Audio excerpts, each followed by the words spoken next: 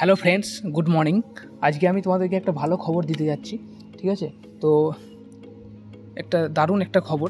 ঠিক আছে, ডাব্লিউপির আবার একটা নতুন ভ্যাকেন্সি আসতে চলেছে।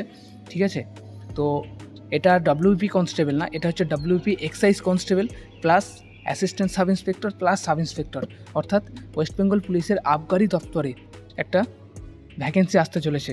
ঠিক আছে, তো তোমরা খুব তাড়াতাড়ি এটার একটা সুখবর তোমরা পেয়ে যাবে। আশা করছি তোমরা কিছু কিছু জন হয়তো জেনেছো, সবাই হয়তো জানতে পারোনি খবরটা, তো আমি তোমাদেরকে শেয়ার করলাম। তো অবশ্যই তোমরা এটা বন্ধুদের মাঝে শেয়ার করে দেবে। ঠিক আছে, একটা বড় ভ্যাকেন্সি আসতে চলেছে এক্সাইজ ডিপার্টমেন্ট থেকে। সেখানে শুধু কনস্টেবল না, এখানে কনস্টেবল থাকবে, কনস্টেবল আছে, এএসআই আছে, প্লাস এসআই আছে। এই তিনটে রিক্রুটমেন্ট একসাথে হবে, constable, sub inspector plus assistant sub inspector. তো ভ্যাকেন্সিও কত রয়েছে আমি সেটা তোমাদেরকে বলে দিচ্ছি। এক্সপেক্টেড একটা ভ্যাকেন্সি তোমাদেরকে বলে দিচ্ছি। ডাব্লিউপি এক্সাইজ ডিপার্টমেন্টের ভ্যাকেন্সিটা অনেক দিন ধরেই আসবে সবাই করছে, মানে শুনছিল, সবাই বলছিল যে আসবে। তো এবার এর দীর্ঘ প্রতীক্ষার অবসান হতে চলেছে। তো অ্যাপ্লিকেশনও খুব তাড়াতাড়ি শুরু হবে।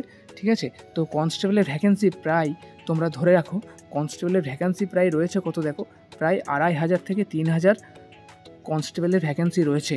ঠিক আছে, একটা হিউজ ভ্যাকেন্সি রয়েছে এক্সাইজ ডিপার্টমেন্টে, প্লাস এএসআই রয়েছে, এর সাথে রয়েছে সাব ইন্সপেক্টরও রয়েছে। তো এই যে এদের ভ্যাকেন্সিটা একটু কম রয়েছে, এএসআই আর সাব ইন্সপেক্টর মিলে প্রায় 400টা মতো ভ্যাকেন্সি থাকবে আশা করছি। ঠিক আছে, তো অবশ্যই তোমরা জোর কদমে প্রস্তুতি চালিয়ে যাও, চাকরি তোমাদেরকে পেতেই হবে। একটু ভালোভাবে তোমরা যদি পড়াশোনা করো, তোমরা পুলিশের যে কোনো পরীক্ষায় পাস করবে, আমি তোমাদেরকে গ্যারান্টি দিয়ে বলতে পারি।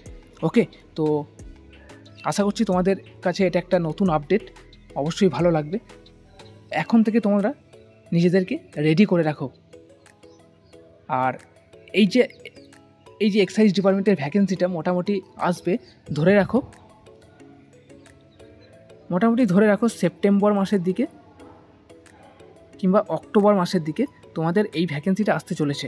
ঠিক আছে, আর অ্যাপ্লিকেশনও আশা করছি সেপ্টেম্বর মাস কি অক্টোবর মাসেই শুরু হবে। দেখা যাক কী হয়। আমরা তো চাতক পাখির মতো বসে আছি, কখন বৃষ্টি আসবে সেই অপেক্ষায় আমরা বসে রয়েছি। কিছু করার নেই, আমাদেরকে এইভাবেই বসে থাকতে হবে। এখনকার যা পরিস্থিতি, এইভাবেই নিজেদের চাকরি, নিজেদের অধিকার ছিনিয়ে নিতে হবে। ওকে, থ্যাংক ইউ বন্ধুরা, ভালো থাকবে। জয় হিন্দ।